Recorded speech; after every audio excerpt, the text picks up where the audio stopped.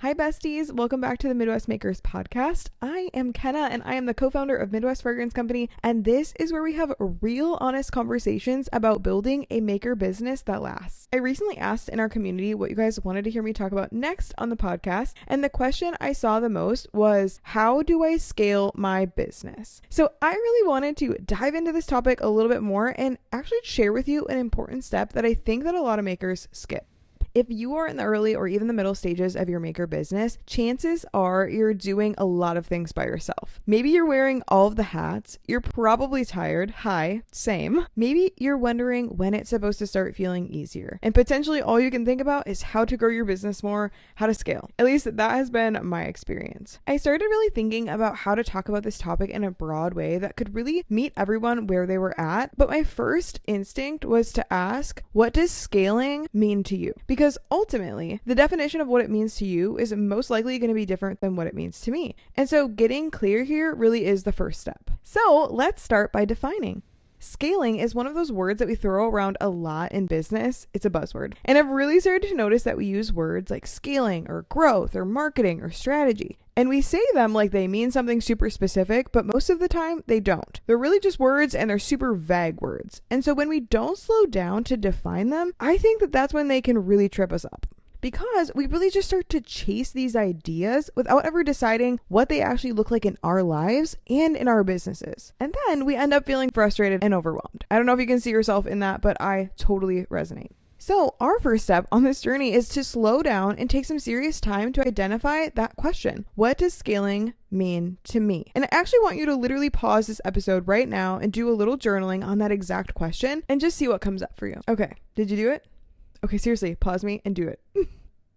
Okay, good. Because this is going to be our starting point. From here, we're going to really be able to gain clarity on what our next best steps are. And once you know your definition of scaling and where you're wanting to take things, everything else starts to make more sense. In case you're needing a little bit of inspiration, I thought I would share with you a few popular ways that a lot of makers think about goals for scaling. And maybe you can see yourself in one or more of these. Maybe you want to replace your full-time income, get consistent sales. Maybe you want to hire your first employee or open up a retail location or even start a website. Maybe you just want more time and less chaos. Absolutely every single one of these are valid, and all of them are also completely different goals. So that's why we really need to get clear on what it means for you, so then we can get clear on your direction and then therefore a plan of action that you can put into place to get there. I thought before we moved on any further, I really wanted to take time to talk to you about my experience in scaling our candle company for a minute, because I really think this will resonate with you. When I was first trying to scale our candle company, I was super caught up in this idea that it was going to be this very clear destination. Like one day I would just wake up and be like, okay, I've scaled now. There it is. But that's not how it works. And I just couldn't see it then. Not because I was doing anything wrong, but because I really just didn't have the perspective that experience gives you. So today I'm sharing this with you as your biz bestie who might be a couple steps ahead. And I just want to zoom out and say that there is this whole part of this journey that I don't feel like it's talked about as much. And I really feel that it matters more than you think. So if scaling is feeling really hard, it might be because you're missing a step.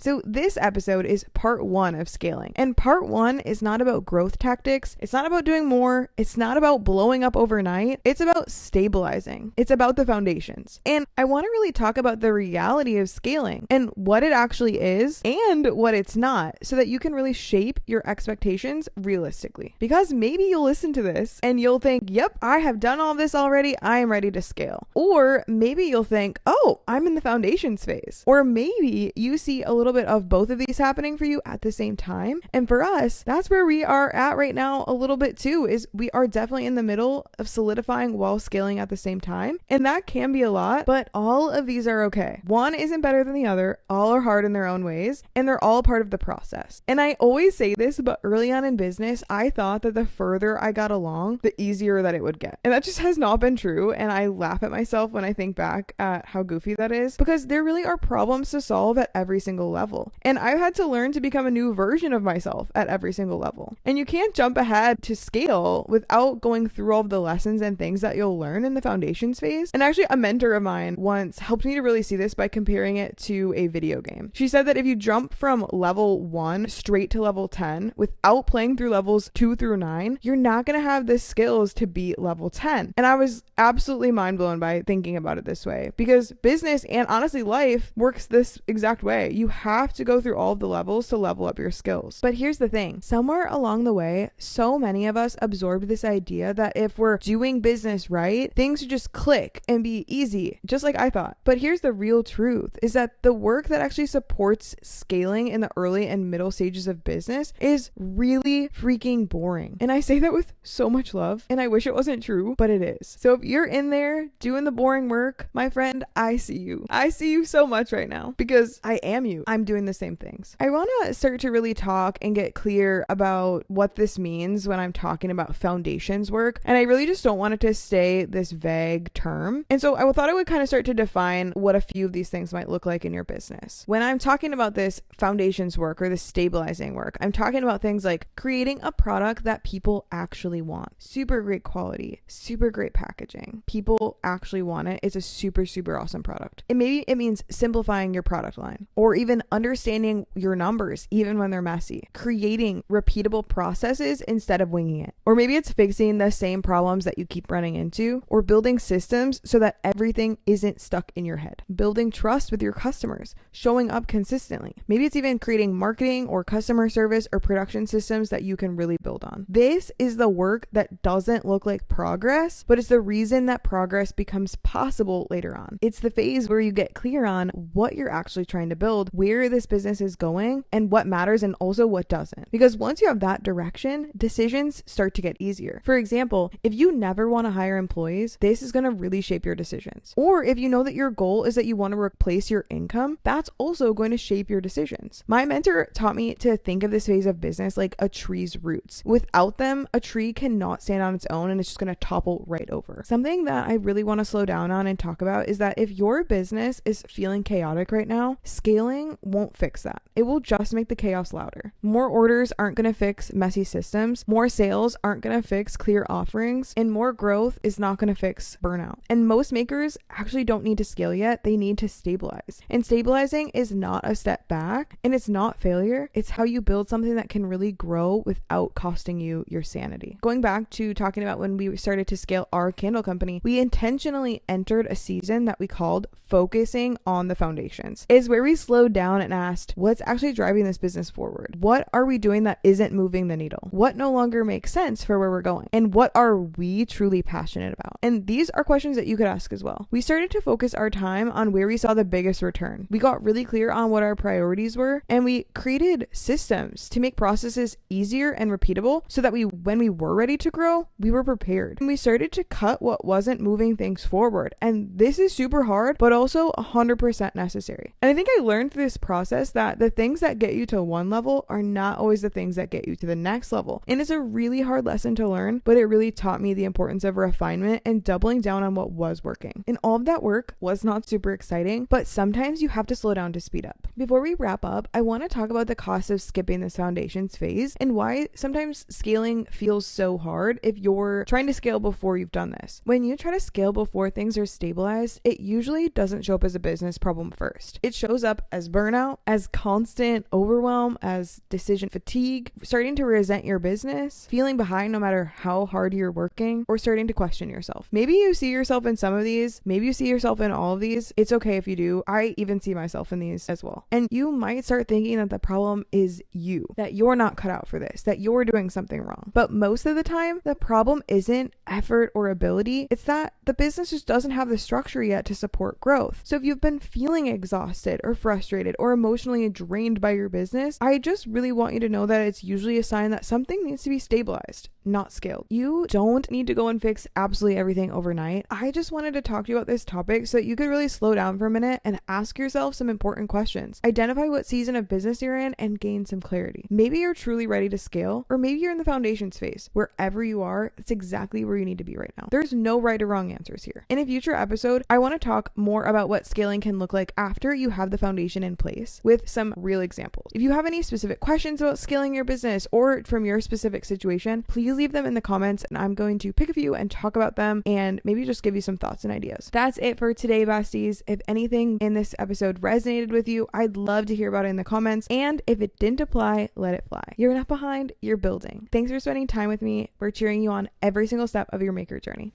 Okay, love you. Bye.